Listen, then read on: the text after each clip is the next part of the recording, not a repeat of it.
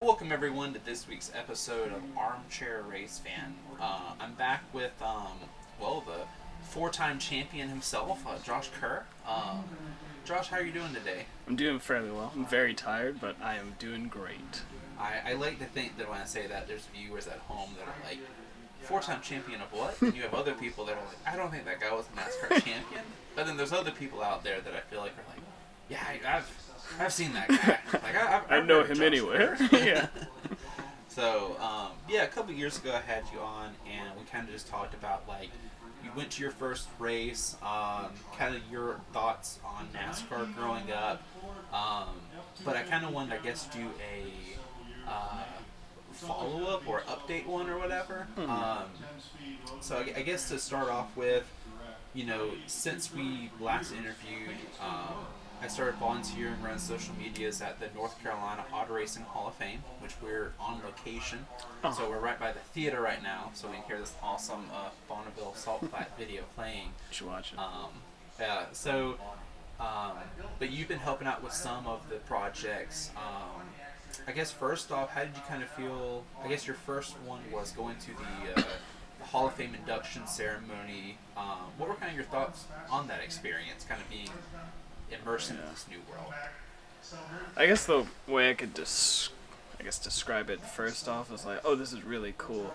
Especially being on the outside looking in, like I have no idea who a lot of these like people are, especially the people who would be inducted into the Hall of Fame.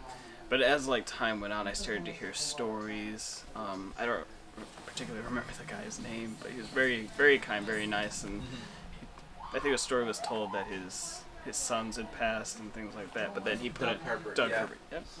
And just how he told that story, but then also how, I don't know, he used that to help other people. I was like, oh, this is like incredible to hear that. Normally, I don't know, you hear a lot about that. I know it would destroy me. I wouldn't be able to function after something like that, but that's a guy who, I don't know, took a tragedy and turned it into something that was helpful. I don't know, just like seeing them, like Don Miller going like, and that guy back there, he's a race car driver, and this guy over here, and I was like, oh my gosh, there's people everywhere who are like a part of this history that I'm just getting a glimpse of, and I'm very fortunate to be a part of it and being able to witness it all. Yeah. So now, I think one cool thing has been that you kind of offer this, like, I feel like outsider is such a weird, like, it makes it sound more serious, but just not growing up, like, around NASCAR, you have a really good, like, approach to pointing out stuff that I wouldn't notice, or that I just assume, everyone knows that.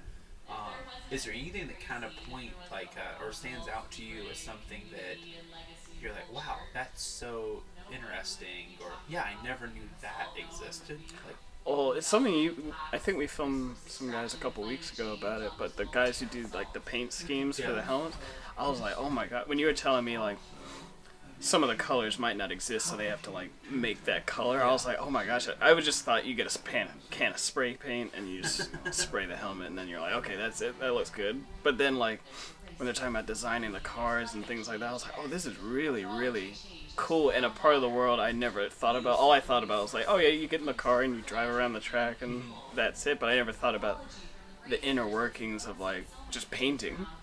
And I think that's really fascinating, and honestly I just found it like, what's the word I'm looking for, it's just something that seems like it would be easily overlooked, but at the same time it's such an important part of NASCAR. I know one thing we've done since the last interview is that, like, volunteering up here, we went to a couple of different race shops and all. So, like, when I say, like, hey, we're going to go to the race shop where they build these cars, when you get there, how close is it to what you imagine? Because a lot of times people imagine just, like, a garage, there's a bunch of grease everywhere, like, what's kind of your thought when you go to, like, Joe Gibbs Racing and you're like, wait, there's hundreds of people here, the floor is pristine, well, honestly, whenever I hear, like, oh, they're working on a car, I do automatically in my mind, I go straight to, like, there's a small garage, the car is lifted up, and there's, like, 5 guys working on it, whereas, like you were saying, like, we go to these race shops, and I'm like, oh, wow, the amount of, like, care and prep that goes into it. It's just really interesting to see, and then it's also cool that you can just look in and see all of it. Like they have it open so the public can like look in. It's not closed off, which I think is really nice too. Because again, I'm like an outsider in this situation. I have no idea like how these cars look. Like I didn't even know that they don't have headlights on the cars and stuff like that. So whenever I get to see the body of the car, I'm like, oh wow, this is just I don't know. I don't know exactly the word. That I'm trying to, or the thought I'm trying to process is just, again, really cool to get to see, like, these parts, which I find the most fascinating parts are, like, the background things of NASCAR are really, really interesting. So it's cool I get to see, like, the inside of a race shop that's, like, it's like a massive building on the inside where they have, like, 100 cars set up and then they're all, like, working on it. It's really cool. All right, so I guess to wrap it up, a lot of times I ask people like their favorite NASCAR paint scheme, but I feel like for you being like new to the sport, your answer would be, oh, I think there's one with a lightning bolt, or there's a purple hog or something. So for you, before this interview, I was telling you a story about Kyle Petty was sponsored by Caterpillar, and they sent him a bulldozer or a backhoe. If you were a NASCAR driver and you could have any sponsor in the world, who would you want sponsoring your car, and would you want to get paid? You can either get paid in cash, or you can get paid in their product. What comes to mind? Do you want a real one or like a joke one? Give me both. You both? Okay. So I think a real one would be like Racefan, because I'm like, oh cool, they make really nice headphones. That'd be really cool to get some headphones. They got a lot of money too. So. And then I think a fake, or like a funny one I think would be like just like Skittles, and I would just get like like they wouldn't like put it in like I wouldn't get like little bags of Skittles. It would just be like a massive trash bag. They're like, here you go, some Skittles. It's just the green ones or the red ones. I think that would be pretty funny. I like to think though that like if we're gonna imagine you're getting paid, let's say $20,000, I feel like you got. It's not just one like trash bag. It's yeah, it would probably be like I don't know, like a dump truck full of Skittles. It's just like they fill one room in your house every week with Skittles. I'm like, oh boy, today's the day. Like I can see a few underneath the door already, and I'm just like, oh boy, today's the day. It's Skittles day. Awesome. Well, Josh, I really appreciate you sitting down.